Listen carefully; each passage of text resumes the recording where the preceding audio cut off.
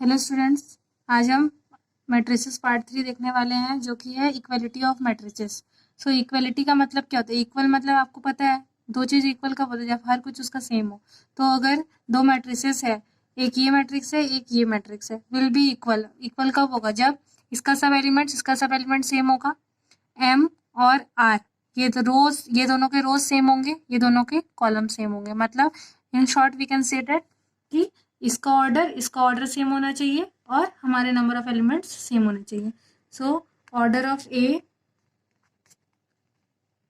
Must be equal to order of B. इसको हम direct लिख सकते हैं। सो इससे ये दोनों पॉइंट्स कवर हो जाते हैं। ठीक है। अब इसके अंदर के एलिमेंट्स को भी सेम रखना है, तभी हो पाएगा। ये नहीं कि खाली ऑर्डर सेम हो गया तो मैट्रिक्स इक्वल है, उसके अंदर के एलिमेंट्स भी सेम होने चाहिए। तो उसके एलिमेंट्स क्या है? ये है। यहाँ पे तो मैंने वेरिएबल्स लिया है, तो यहाँ पे मतलब मीन्स सेम मतलब पूरा ही सेम होना चाहिए। हर अगर यहाँ 3 है तो यहाँ भी 3 होना चाहिए, तब जाके वो इक्वल होगा। तो इसका क्या होगा? A1 और M1 इक्वल होना चाहिए, B1 और N1 इक्वल होना चाहिए, C1 और K1 इक्वल होना चाहिए, A2 is equals to M2 होना चाहिए, ये B2 इज इक्वल्स टू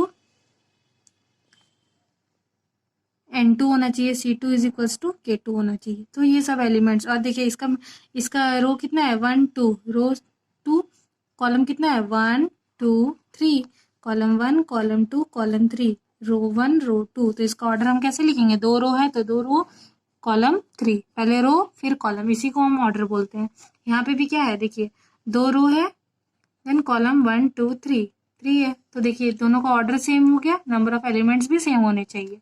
अब इसके ऊपर बेस्ड क्वेश्चंस आते हैं सॉल्व करने के लिए इक्वलिटी ऑफ मैट्रिक्स, कि हमें अननोन वैल्यूज को फाइंड करना पड़ता है। अब देखिए यहाँ पे एक एग्जांपल मैंने लिया है। ये एक मैट्रिक्स है, ये एक मैट्रिक्स है, ये दोनों मैट्रिक्स इक्वल है। इसका मतलब ये इक्वलिटी का प्रिंसिपल यूज करके हमें वैल्यूज निकालना है। तो देखिए पहले अगर ये इक्वल है तो इसके ऑर्डर सेम होने चाहिए। देखिए इसके ऑर्डर सेम होंगे। कितने रो है? दो रो है, रो 1 रो 2।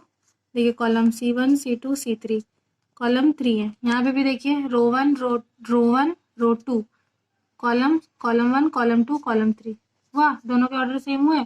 अब ऑर्डर सेम है तो हमें हमें क्या पता है कि अब हम वैल्यूज निकाल सकते हैं। देखिए यहाँ पे इक्वल इक्वल का साइन दिया है, मतलब ये मैट्रिक्स आपको इक्वल बता दिया गया है कि ये मैट्रिक्स इक्वल है।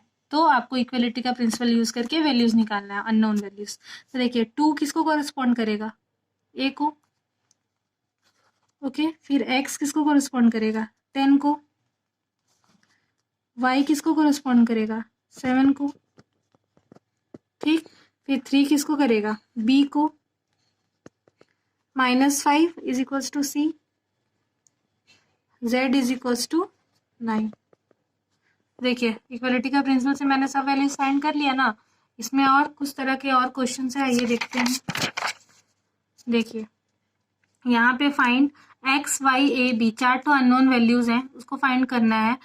अगर हमारा ये दोनों मैट्रिक्स इक्वल है तो देखिए इक्वलिटी का इक्वल साइन दे दिया है, मतलब मैट्रिक्स इक्वल है, तो डायरेक्ट हम इसमें इक्वेट कर सकते हैं। तो देखिए ये एलिमेंट और ये एलिमेंट सेम होगा, 2x minus 3y is equals to 1 होना चाहिए। ठीक है, फिर a minus B is equals to -2 होना चाहिए।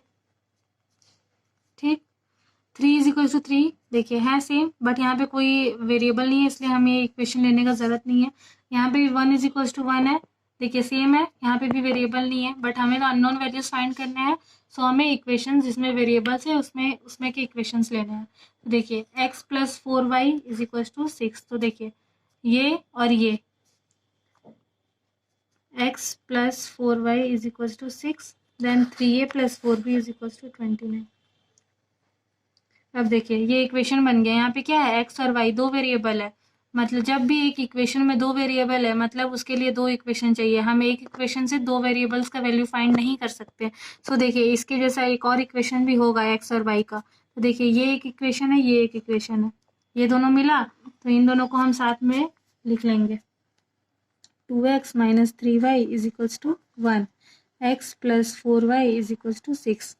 वैसे ही a माइनस बी, इसका और इसका देखिए एक इक्वेशन बनेगा, a minus B is equals to -2, 3a plus 4b is equals to 29।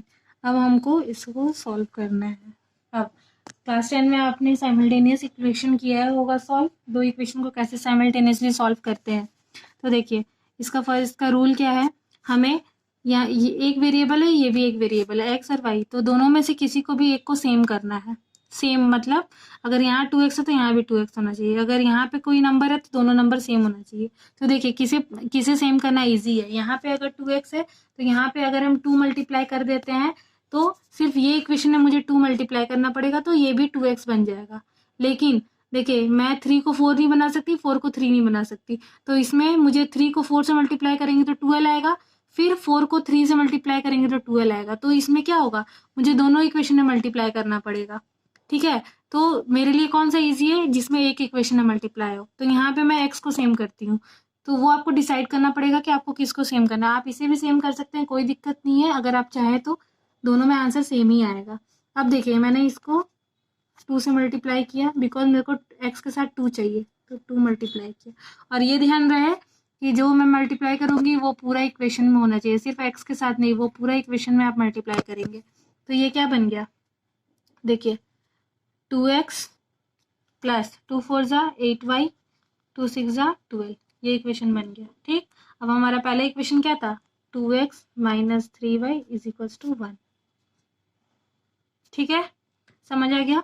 अब देखिए हो गया ये वाला चीज, अब हमें क्या करना है, सेकंड में जो सेम किए हैं उसे कैंसिल करना है। कैंसिल कैसे करेंगे, अब हमको पता है प्लस माइनस कैंसिल होता है, बट यहाँ पे देखिए ये भी प्लस में है, ये भी प्लस में है, तो हमें क्या करना पड़ेगा, साइन को चेंज करना पड़ेगा। नीचे वाले इक्वेशन में, नीचे वाले इक्वेशन में ही साइन चेंज कीजिएगा।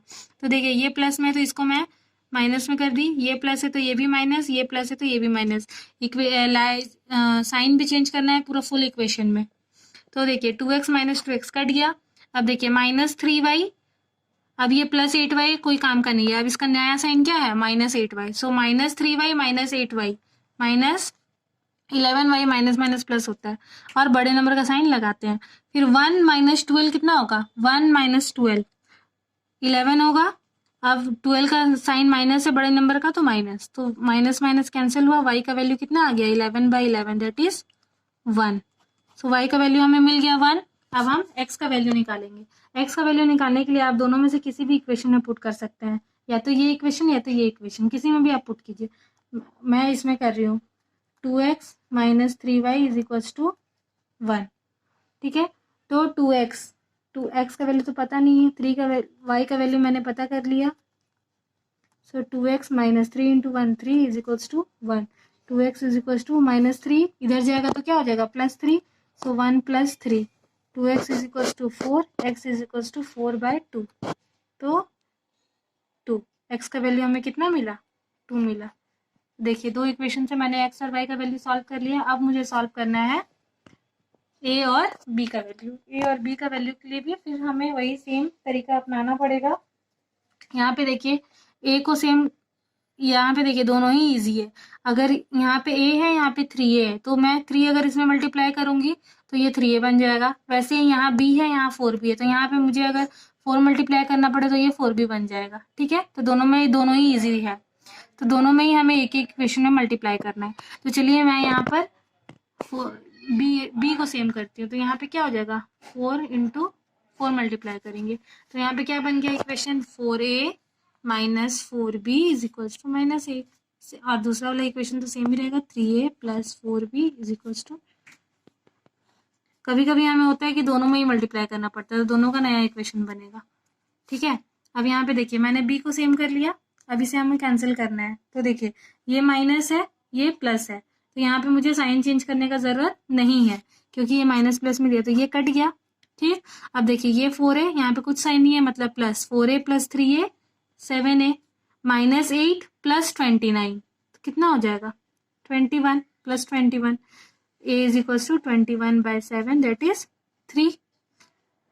हमेशा याद रखिएगा बड़े नंबर का साइन ही हमेशा लगता है। ठीक है, तो a का वैल्यू मुझे 3 मिल गया। अब b का वैल्यू मैं किसी में भी फाइंड कर सकती हूँ, 3a प्लस 4, यहाँ पे मैं सेकंड इक्वेशन लेती हूँ, यहाँ पे मैंने फर्स्ट इक्वेशन में दिखाया था, यहाँ पे सेकंड इक्वेशन। तो देखिए 3 into 3 plus 4b is equals to 29, 3 into 3 is 9 plus 4b is equals to 29, 4b is equals to 29 minus 9 that is 20।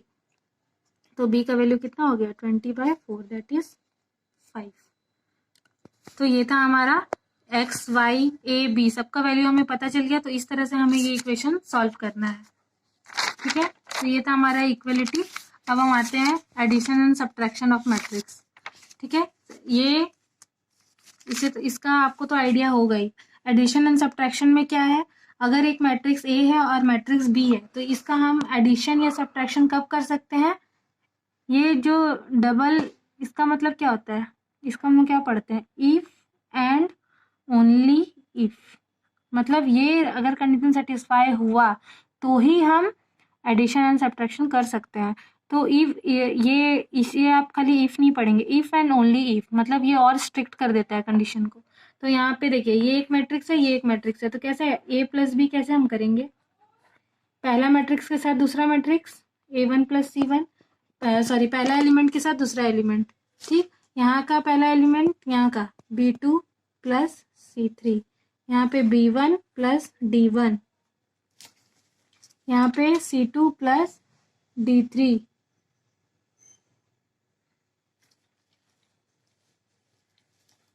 वैसे ही A - B हम कैसे करेंगे, इस एलिमेंट के साथ इसमें A1 - C1, B2 - C3, B1 - D1, ये पेन खत्म हो गया, B1 - D1, then C2 - D3। ये हमारा एक क्वेश्चन है। देखिए यहाँ पे ये क्वेश्चन मैंने गलत लिख दिया था। अब देखिए यहाँ पे एक मैट्रिक्स है जिसमें ये सब एलिमेंट्स है, इसका ऑर्डर कैसे होगा, R1 R2 C1 C2 C3। बार बार मैंने बताया आपको ऑर्डर पे ध्यान देना है, ऑर्डर कैसे लिखना है। यहाँ पे रो 2 है तो पहले रो, फिर कॉलम 1 2 3 है तो इसका ऑर्डर 3 है। अब देखिए यहाँ पे इसका ऑर्डर कितना होगा 2, इसका ऑर्डर 2 × 2, क्योंकि R1 R2 दो रो, कॉलम 1 कॉलम 2। ठीक है, रो और कॉलम का कॉन्सेप्ट बहुत ज़रूरी है समझना, क्योंकि आगे चैप्टर्स में हमें काम आएगा डिटर्मिनेंट में। तो देखिए अब यहाँ पे ये दोनों मैंने क्या बताया, एडिशन और सब्ट्रैक्शन के लिए दोनों का ऑर्डर सेम होना चाहिए। क्या यहाँ पे ऑर्डर सेम है, नहीं है, तो एडिशन सब्ट्रैक्शन पॉसिबल होगा, नहीं होगा, ना प्लस ना माइनस, कुछ भी पॉसिबल नहीं होगा। देखिए क्यों, देखिए 2 को तो मैं 3 यहाँ पे अगर मैं ऐड करना चाहूँ तो 2 के साथ 2 को ऐड करूंगी, 2 + 2। ठीक, 6 के साथ 4 को, 6 + 4। 9 को किसके साथ करूँ, कुछ एलिमेंट्स है बी में, नहीं है, तो हम नहीं कर सकते। That's why addition and subtraction not possible. कुछ क्वेश्चन देख लेते हैं एडिशन सब्ट्रैक्शन पे। ये सब आपने सब 10 में किया है, थोड़ा सा बस रिवाइज मैं करा दे रही हूँ फटाफट, किस तरह के क्वेश्चन हैं आपके बुक में, आप सॉल्व करेंगे। ए एक मैट्रिक्स है, बी एक मैट्रिक्स है, सी एक मैट्रिक्स है, दोनों का ऑर्डर देखिए 2 × 2। अब मैं ऑर्डर जल्दी जल्दी लिख रही हूँ क्योंकि आपको समझ में आ गया होगा ऑर्डर कैसे लिखना है। ये भी 2 × 2, ये भी 2 × 2।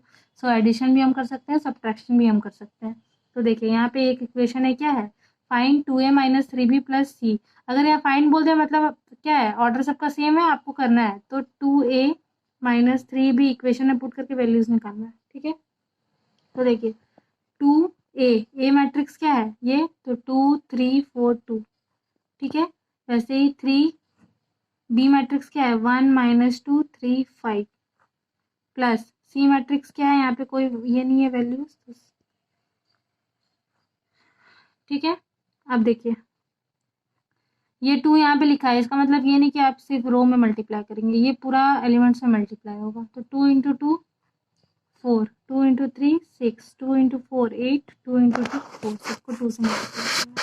वैसे यहाँ पे 3 को सबसे करना है, 3 × 1 3, 3 × -2 -6, 3 × 3 9, 3 × 5 15, -2 3 5 4।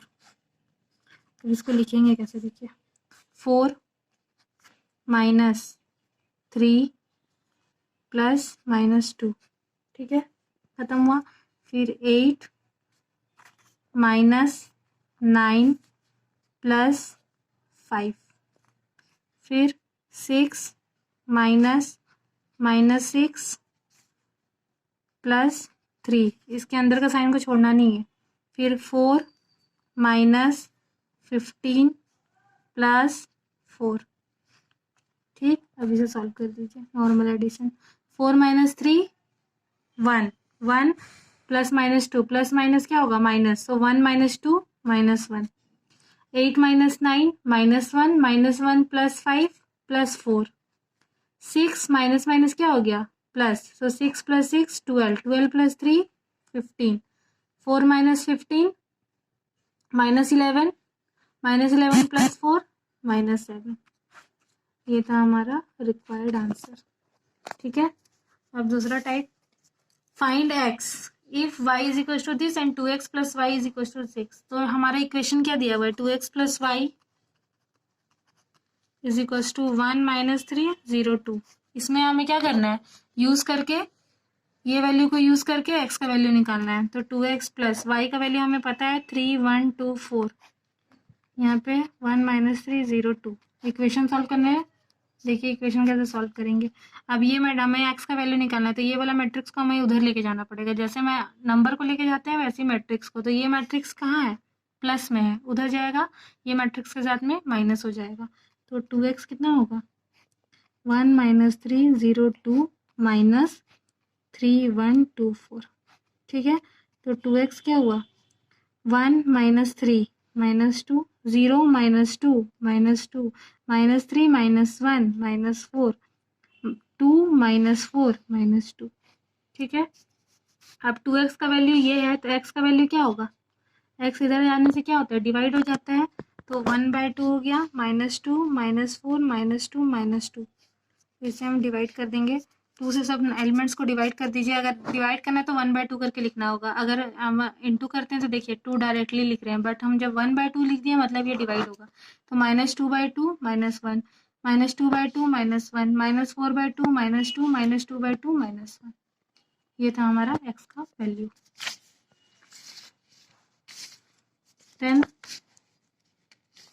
थर्ड क्वेश्चन, और 2 क्वेश्चन है, देखिए, और ये आप ट्राई कीजिए सॉल्व करने का। इसके बाद मैं कुछ क्वेश्चंस दूंगी, उसे आप सॉल्व करके प्रैक्टिस कीजिएगा। यहाँ पे x और y का वैल्यू निकालना है। 2 इक्वेशन दिया हुआ है, x minus y x plus y. तो देखिए x माइनस वाई का वैल्यू क्या दिया हुआ है, 1 1 1 1 1 0 1 0 0। ठीक है, दोनों इक्वेशन ये साइमल्टेनियस इक्वेशन है, आपको देखने से पता चल रहा है ना, यहाँ भी 2 वेरिएबल है, यहाँ भी 2 वेरिएबल। तो इसको हमें साथ में सॉल्व करना पड़ेगा। x plus y, 3 minus 1 11 5 1 8 1 4 0। जैसे अभी मैंने बताया था ना कैसे साइमल्टेनियस सॉल्व करते हैं, दोनों को सेम करके। तो देखिए यहाँ पे दोनों ही सेम है, ये भी सेम है, ये भी सेम है। ठीक है, यहाँ x x है, यहाँ y y है। तो हमें तो कैंसिल करना है, तो कौन सा कैंसिल होगा, आप देखिए यहाँ दोनों प्लस प्लस में, ये कैंसिल नहीं होगा, बट यहाँ ये माइनस और प्लस में है, तो ये कैंसिल हुआ, कट गया। ठीक है, अब यहाँ पे क्या बचा, x और x, ये दोनों का क्या होगा, 2x हुआ। ठीक है, यहाँ पे भी दोनों एलिमेंट्स को क्या करना है, कुछ साइन नहीं है मतलब प्लस, सो 1 + 3 4, 1 + 5 6, 1 + 1 2, 1 प्लस माइनस 1 ना, तो 1 - 1 0, 1 + 1 2, 0 + 4 4, 1 + 11 12, 0 + 8 8, 0 + 0 0। ठीक है, ये बन गया। अब हमको x का वैल्यू निकालना है, तो ये 2 इधर आएगा, तो 1/2 अगेन। ये बहुत इजी है, एक बार आप समझ गए तो कर लेंगे। तो अब ये 1/2 आ गया, मतलब हमको सबको डिवाइड करना है 2 से। तो 4/2 2, 6 को 2 से डिवाइड करेंगे 3, 2/2 1, 0/2 0, मैंने बताया था 0 बाय समथिंग 0 होता है। 2/2 1, 4/2 2, 12/2 6, 8/2 4, 0/2 अगेन 0। ये हमारा x का वैल्यू मिल गया। अब हम y का वैल्यू कैसे निकालेंगे, मैंने बताया था दोनों में से किसी इक्वेशन में पुट कीजिए। x माइनस वाई का वैल्यू अगर मैं पहला इक्वेशन लूँ 1 1 1 1 1 0 1 0 0। ठीक है, तो y का वैल्यू कैसे निकलेगा, देखिए x का वैल्यू मैं यहाँ पे पुट करती हूँ, 2 0 6 3 1 4 1 2 0 minus y is equals to 1 1 1 1 1 0 1 0 0। अब y का वैल्यू को निकालने के लिए या तो आप y को इधर लेके जाइए या तो इसको इधर लेकर आइए, किसी किसी को भी आप ला सकते हैं, या तो इसे इधर लेके जाइए या तो y को उधर लेके जाइए। यहाँ पे मैं y को क्यों लेके जा रही हूँ, क्योंकि यहाँ पे देखिए y हमारा माइनस में है, तो अगर ये वहां गया तो क्या हो जाएगा प्लस y, और ये वाला जो मैट्रिक्स है यहाँ आएगा तो माइनस। तो हम कैसे लिख सकते हैं, डेट इम्प्लाइज यहाँ पे 2 0 6 3 1 4 1 2 0, ये मैट्रिक्स इधर आया, ये y इधर जाएगा, ये तो ये वाला इधर आ गया, तो माइनस 1 1 1 1 1 0 1 0 0। फिर इसे आप सॉल्व कर देंगे तो आपको y का वैल्यू मिल जाएगा। इसे आप सब्ट्रैक्ट नॉर्मल सब्ट्रैक्शन कर देंगे, 2 -1 1 3 -1 लाइक दिस। ठीक है, ये हमारा लास्ट क्वेश्चन इस टॉपिक का, इक्वेशन सॉल्व। यहाँ पे देखिए एक इक्वेशन दिया हुआ है, इस इक्वेशन को हम कैसे सॉल्व करेंगे। देखिए यहाँ पे सेम, पहले यहाँ पे देखिए हमें कुछ मल्टीप्लाई के दिख रहे टर्म्स, तो पहले हम मल्टीप्लाई कर लेते हैं 2 के साथ, ये 2 2 जा 4x, 2 3 जा 6y, फिर 3 7 जा 21 -9। ठीक है, अब देखिए इक्वेशन लिख लेते हैं, x² plus 4x is equals to 21 बना, वैसे ही y² plus 6y is equals to -9 बना। अब देखिए ये क्या है, क्वाड्रेटिक इक्वेशन बना कि नहीं। अब इसे हमें कैसे सॉल्व करना है, मिडिल टर्म फैक्टराइजेशन, आपने 10 में पढ़ा था मिडिल टर्म फैक्टराइजेशन। जब भी कुछ क्वाड्रेटिक मतलब क्या है, x का हाईएस्ट पावर कितना आ गया 2 आ गया, मतलब वो क्वाड्रेटिक बन गया। ठीक है, x ऑर्डर 2 बन गया। अब इसमें हमें x के 2 वैल्यूज मिलेंगे। अब देखिए मिडिल टर्म मतलब पहले हमें सब एलिमेंट्स को एक साइड लाना है। यहाँ पे देखिए फिर यहाँ पे सब एक साइड में लेकर आ गए इक्वेशन। अब देखिए मुझे ये 4x को स्प्लिट करना है, 4x को 2 टर्म्स में बांटना है।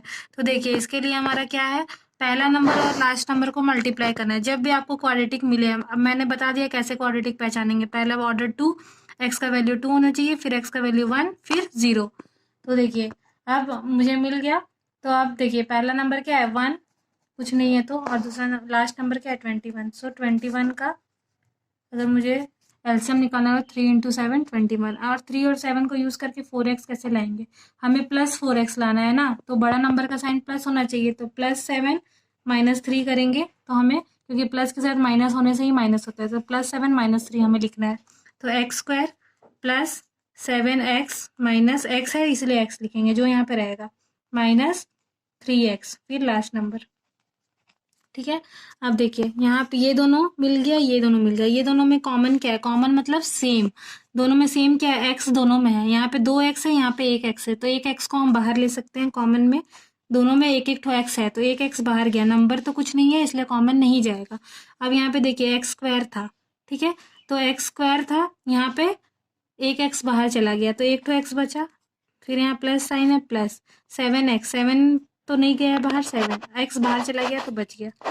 अब यहाँ पे माइनस जो साइन रहेगा वही लिखेंगे।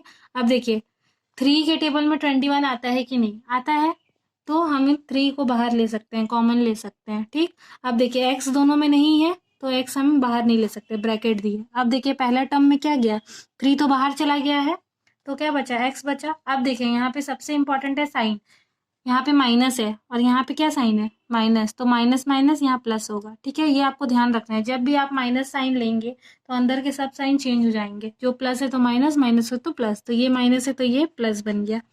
तो 3 के टेबल में 21 कब आता है, 7 बार में। ठीक है, और देखिए आपको कैसे पता चलेगा कि ये सही है कि नहीं, ये ब्रैकेट का और ये ब्रैकेट का दोनों का इक्वेशन सेम होना चाहिए। अगर यहाँ x + 7 है तो यहाँ भी x + 7 ही होना चाहिए, ये आपको ध्यान रखना है, इससे आपको पता चलेगा कि आपका फैक्टराइजेशन सही है या गलत है। अब देखिए इसके बाद हमें क्या करेंगे, x - 3 ये बाहर बाहर वाले टर्म को एक साथ लिख देंगे, और ये x + 7 एक साथ, ये दो इक्वेशन के बदले में एक इक्वेशन लिखेंगे। ठीक है, तो अब देखिए यहाँ x - 3 = 0 लिख दिया मैंने, तो x = क्या हो गया, +3, क्योंकि यहाँ -3 था। वैसे ही यहाँ पे x + 7 = 0 लिखा मैंने, तो x का वैल्यू क्या हो गया, +7 उधर गया तो -7। ठीक है, तो यहाँ पे x के 2 वैल्यूज मिले हमें, क्यों मिले, क्योंकि ये क्वाड्रेटिक इक्वेशन था ऑर्डर 2 का। अब देखिए सेम हमें इसमें भी वही करना है, y² + 6y + 9 = 0, -9 को इधर लेके आया मैंने। अब देखिए 6y को मुझे ब्रेक करना है। अब देखिए मुझे फिर से एलसीएम लेना पड़ेगा, 1 × 9, 1 × 9 कितना होता है 9, एलसीएम लीजिए, 3 3 जा 9। ठीक है, अब 3 और 3 को तो प्लस करने से ही आएगा, तो हमें क्या लिखना पड़ेगा, +3 ठीक है, तो 6 आएगा।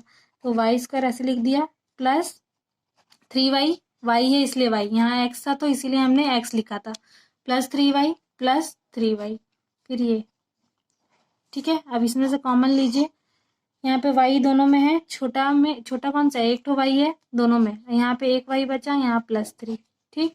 यहाँ पे 3 के टेबल में 9 आएगा कि नहीं आएगा, इसीलिए हम 3 को कॉमन ले सकते हैं।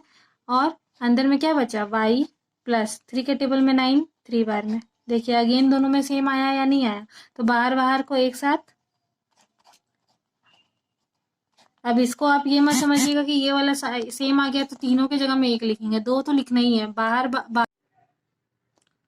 y+3 और y+3 ये दोनों को एक साथ लिखे, इसको एक साथ लिखे, ये दोनों की जगह पे एक को लेना है, और ये बाहर वाला जैसा है वैसा ही रहेगा। तो यहाँ पे y+3 = 0 लिया मैंने, तो y का वैल्यू कितना आ गया, -3। वैसे ही y+3 मैंने 0 लिया तो y का वैल्यू आ गया -3। तो यहाँ पे y के हमें दोनों को सेम वैल्यू मिले, ऐसा नहीं है कि हमें कि डिफरेंट वैल्यू ही मिलेंगे, सेम वैल्यू भी मिल सकते हैं। तो ये था हमारा इतना सारा क्वेश्चंस मैंने सॉल्व करा है डिफरेंट टाइप्स के। अब इसके ऊपर बेस्ड मैंने कुछ असाइनमेंट क्वेश्चंस दिया है जिसे आप सॉल्व करेंगे घर में, और अगर आपको डाउट हो तो आप कमेंट सेक्शन में मुझे बोलिएगा, तो मैं फिर उसका सॉल्यूशन प्रोवाइड कर दूंगी नेक्स्ट वीडियो में। अब देखिए असाइनमेंट क्वेश्चन, आप जितना हमने सॉल्व किया है उसी के बेस पर है। यहाँ पे देखिए इक्वलिटी ऑफ मैट्रिक्स मैंने बताया, find x y z w। यहाँ पे क्वेश्चन क्या है, ये है क्वेश्चन, तो x = 3 like this you have to solve. और यहाँ पे देखिए आंसर भी मैंने दे दिया है ताकि आप चेक कर सके आपका आंसर सही आ रहा है कि नहीं। ये दोनों इक्वलिटी के ऊपर बेस्ड है, यहाँ पे भी इक्वलिटी के ऊपर बेस्ड है। Find A if this plus this = this, तो यहाँ पे ए का वैल्यू फाइंड करना है ये मैट्रिक्स को यूज करके, इसका आंसर यहाँ पर है। यहाँ पे given that this plus this = this, यहाँ पे देखिए के का वैल्यू मुझे निकालना है, तो के को पहले आप क्या करेंगे, मल्टीप्लाई कर देंगे, तो क्या हो जाएगा, ये 1k, k × 2 2k, k × 3 3k, k × 4 4k, like this. अगर आप सॉल्व करेंगे पहले ये मैट्रिक्स को इधर लेकर जाइएगा, फिर उसको इक्वेट कर दीजिएगा, ठीक है, समझ आया। आप ट्राई कीजिए, नहीं होगा तो आप फिर बोलिएगा मुझे कमेंट सेक्शन में। यहाँ पे फाइंड b - 4c, b यहाँ पे देखिए b और c का वैल्यू, यहाँ पे a एक मैट्रिक्स है, b मैट्रिक्स है, c मैट्रिक्स है। यहाँ पे आपको क्या निकालना है, b - 4c। इक्वेशन सॉल्व हमने किया था ना, तो इसमें b का वैल्यू पुट करेंगे 4 और 4 के साथ c को मल्टीप्लाई करके दोनों को सब्ट्रैक्ट करेंगे, तो ये आंसर आएगा। होप आपको वीडियो समझ आया होगा अच्छे से, मैंने बहुत ट्राई किया है बहुत ईजिली समझाने का। अगर आपको वीडियो पसंद आया तो लाइक एंड सब्सक्राइब कीजिए। Thank you for watching.